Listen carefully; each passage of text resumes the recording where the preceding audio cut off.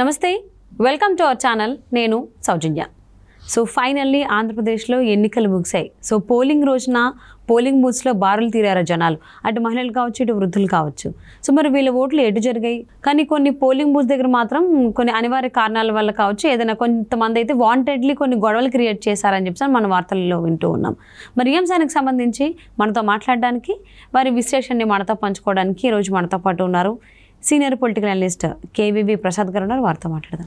నమస్తే అండి. నమస్తే అమ్మా. సో ఆంధ్రప్రదేశ్లో ఎన్నికల రోజున పోలింగ్ అనేది హై పర్సంటేజ్లోనే నమోదైంది అని అంటున్నారు. ముఖ్యంగా వృద్ధులు అలాగే మహిళలు కూడా బారులు తీరి మరి వాళ్ళ ఓటు హక్కుని వినియోగించుకున్నారు. కొన్ని చోట్ల మరి ఇది చూసా మరి వాళ్ళ ఓటమి భయంతోనో కొంతమంది వైసీపీ నాయకులు పర్టికులర్గా కొన్ని చోట్ల ఈ అసాంఘిక కార్యక్రమాలు చేశారు, గొడవలు అనేది క్రియేట్ చేశారని చెప్పి అంటూ ఉన్నారు. సో వాళ్ళు అలా ఎందుకు క్రియేట్ చేయాల్సి వచ్చింది? నిజంగానే ఓటమి భయంతోనా, లేకపోతే ఏంటి? ఈ ఓటర్లు ఎవరైతే బారులు తీసి వాళ్ళ ఓటు హక్కును వినియోగించుకున్నారో దీన్ని ఏ విధంగా చూడాలి అంటారు, అర్థం చేసుకోవాలి?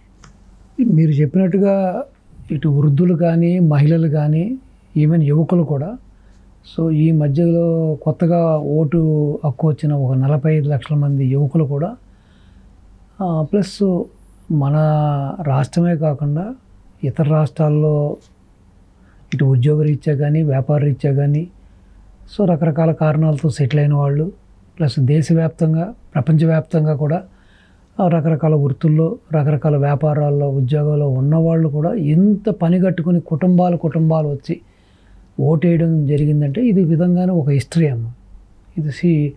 ఇది నిజంగానే ఒక చరిత్ర. అంటే ప్రజలు ఎంత ఒక్కసారిగా రావడం అనేది డెఫినెట్గానే ఏదో మార్పు కోరుకుంటున్నారని, పాత రోత అన్నట్టుగా ఉన్న ప్రభుత్వం మీద వ్యతిరేకత అన్నది ప్రస్ఫుటంగా తెలుస్తుంది. రెండోది, మీరు చెప్పినట్టుగా ఈ యొక్క ఏదైతే కొన్ని సంఘటనలు జరిగినాయో ఇవన్నీ కూడా అసలు అన్ఫార్చునేట్. రెండోది ఏంటంటే ఈ గత 5 ఏళ్లుగా ఈ వైసీపీ నాయకులు కానీ, వైసీపీ అధినాయకత్వం కానీ, ఇటు ఎమ్మెల్యేలు, ఎంపీలు, మినిస్టర్లు వీళ్ళందరూ కూడా ద్వితీయ శ్రేణి, తృతీయ శ్రేణి కూడా అసలు ఒక ఎలక్షన్లు అయిన తర్వాత 2019లో ఎలక్షన్లు అయిన తర్వాత వాళ్ళ అధికారంలోకి వచ్చిన తర్వాత మాకు 151 సీట్లు వచ్చినాయి కాబట్టి మాకు తిరుగులేదు, ఇదేదో మా సొంత జాగీరు, మా రాష్ట్రమే మా సొంతం అన్నట్టుగా మీరు చూశారు. ప్రతిదానికి వాళ్ళ కలర్లు వేసుకోవడం, ఆ కలర్లు పిచ్చి. సో దానికే కొన్ని వేల కోట్లు పాడు చేశారు. సో అసలు వేయకూడదనే ఒక విచక్షణ లేకుండా ప్రతిదానికి కూడా రంగులు వేయడం మొదలుపెట్టారు. సమాధులకు కూడా రంగులు వేశారు. సో అది పిచ్చి పరాకాష్ఠకి వెళ్ళిపోయింది. రెండోది ఏంటంటే ఆ తర్వాత జరిగిన పంచాయతీ ఎలక్షన్లో కానీ, మిగతా స్థానిక సంస్థల ఎలక్షన్లో కూడా చూస్తే ప్రతిపక్ష నాయకుల్ని కూడా భయభ్రాంతులు చేసి ఆ యొక్క కండబలం, ఆ అర్ధబలం ప్లస్ పోలీసులను ఉపయోగించుకుని వాళ్ళ ఇష్టానికి అసలు ఇంక ఎదుటి వ్యక్తిని నామినేషన్ వేస్తే వాళ్ళని మళ్ళీ వాపస్ తీసుకునేలా చేయడం, వాళ్ళు నామినేషన్ వేస్తాకొస్తుంటే నామినేషన్ పత్రాలు చింపేయడం, కొట్టడం, కొంతమందిని చంపడం. సో ఆ విధంగా బూతులు రిగ్గింగ్ చేసుకుని వాళ్ళు ఏకదాటిగా మొత్తం యథేచ్ఛగా అసలు ప్రజాస్వామ్యం అనేది లేకుండా కూడా ఈ 5 ఏళ్ళు కూడా వాళ్ళు ప్రవర్తించారు. సో మొన్న ఎలక్షన్ అప్పుడు ఈ ఓటింగ్ సరళి ఇంతమంది కథలొచ్చి ఉదయం 6-7 నుంచి లైన్లో నిలబడి, సో దేశ విదేశాల నుంచి ఈ విధంగా ఇంతమంది జనం రావడం దాన్ని జీర్ణించుకోలేకపోయారు.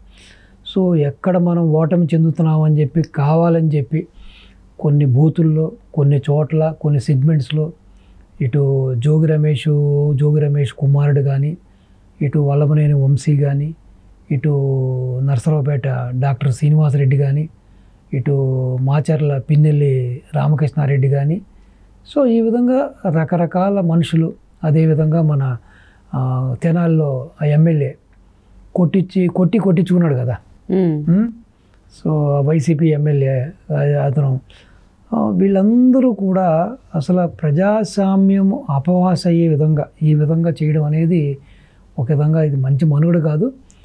సో కానీ ప్రజల్లో మార్పు వచ్చింది, ప్రతిపక్షాల్లో కూడా మార్పు వచ్చింది. మీరు చూసుంటారు, ఒక సామాన్యుడు లైన్లో ఎవరైనా రూలే కదా, లైన్లో రమ్మన్నందుకు అతను దుర్భాషలాడి కొట్టినందుకు ఆ వ్యక్తి తిరిగి కొట్టడం జరిగింది. నిజంగా చెప్తే ఒక ప్రజాప్రతినిధిగా 5 ఏళ్ళు ఎమ్మెల్యేగా ఉన్న వ్యక్తివి మళ్ళీ రెండోసారి నువ్వు ఎలక్షన్లో పార్టిసిపేట్ చేస్తున్నావు. ఈ విధంగా ఒక సామాన్యుడి చేతిలో నువ్వు దెబ్బ తిన్నావంటే అసలు నీ క్రెడిబిలిటీ ఏమవుతుంది, అసలు నీకు పరువు ఎక్కడ పోతుంది?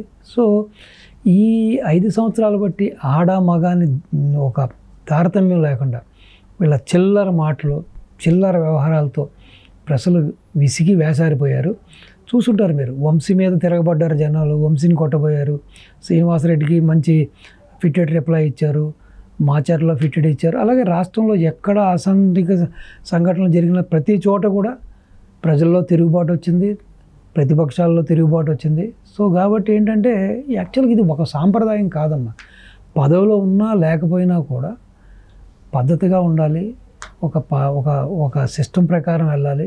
ఇప్పుడు అధికారం ఉందని ఈరోజు నువ్వు కొడతావు, రేపు పొద్దున అధికారం కోల్పోయిన తర్వాత నువ్వు స్వేచ్ఛగా నీ పొలానికి నువ్వు ఫ్రీగా వెళ్ళాలి, నీ ఇంటికి నువ్వు వెళ్ళాలి.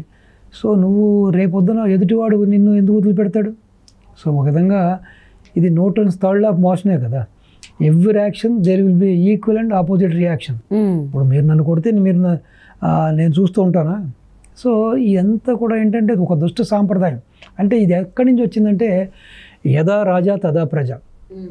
ఎప్పుడైతే టీడీపీ పార్టీ మీద ఒక దాడి జరిగినప్పుడు కానీ, బాబు గారి మీద దాడి జరిగినప్పుడు కానీ, బాబు గారి ఇంటికి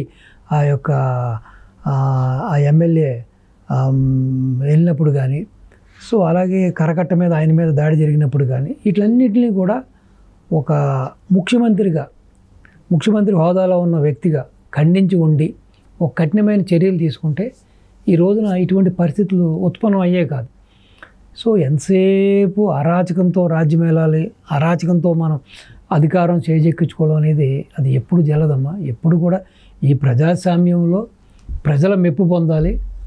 సో ప్రజల యొక్క శ్రేయస్సు కోసం పనిచేసి ప్రజల మెప్పు పొందితే డెఫినెట్గా నిన్ను అది ఎన్ని టర్మ్స్ అయినా కూడా నిన్ను అధికారంలో అందలం ఎక్కిస్తారు.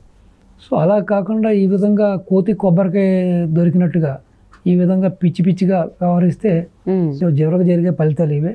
సో ఈ రోజున ఈ సంఘటనలన్నీ కూడా ఇవన్నీ కూడా పునరావృతం అవ్వకుండా ఉండాలని, సో రేపొద్దున ఈవెన్ వచ్చే ప్రభుత్వం కూడా ఎవరైతే ఈ విధంగా ప్రవర్తించారో, ఎవరైతే రాష్ట్ర సంపదకు నష్టం కలిగించారో, రాష్ట్ర వివాదానికి నష్టం చేశారో, ఈ విధంగా ప్రతిపక్ష నాయకులను ఇబ్బంది పెట్టారు, వీళ్ళందరి మీద కూడా ప్రజలను ఇబ్బంది పెట్టారు. వీళ్ళ కబ్జాల వలన ఎంతోమంది ప్రాణాలు కోల్పోయారు, వీళ్ళ అన్యాయానికి దాష్టిగానే ఎంతోమంది బలయ్యారు.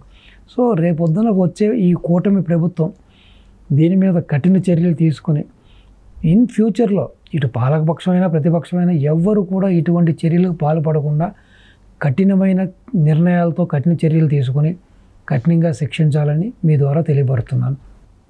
సో మొత్తానికి ఏపీ ఎలక్షన్స్ అయిపోయినాయి, పోలింగ్ కూడా అనుకున్న దానికంటే ఎక్కువ శాతమే నమోదైంది అంటున్నారు. సో రాత్రి 9 అయింది, కొన్ని చోట్ల 12 కూడా అయింది. ఓటర్స్ అందరూ వారి ఓటు హక్కుని వినియోగించుకోవడం అయిపోయేసరికి సో ఈ భయంతో ఏదో మొత్తానికి ఓటర్స్ని అయితే భయపెట్టాలని చెప్పేసి వైసీపీ నాయకులు కొంతమంది కొన్ని పోలింగ్ బూత్స్ దగ్గర వాళ్ళు భయభ్రాంతులు చేయడానికి కొన్ని అసాంఘిక కార్యక్రమాలు చేశారని అన్నారు. అయినా కానీ వాటన్నిటిని తట్టుకుని ఏదైనా కానీ మా ఓటును మేము వినియోగించుకుంటాం, మాకు అభివృద్ధి కావాలి అనేటువంటి ఉద్దేశంతో ఓటర్స్ ఉన్నారు. సో రిజల్ట్స్ వరకు వెయిట్ చేద్దామండి, ఎట్ సైడ్ వస్తుంది ఏంటి అనేది. Thank you so much Prasad. నమస్తే.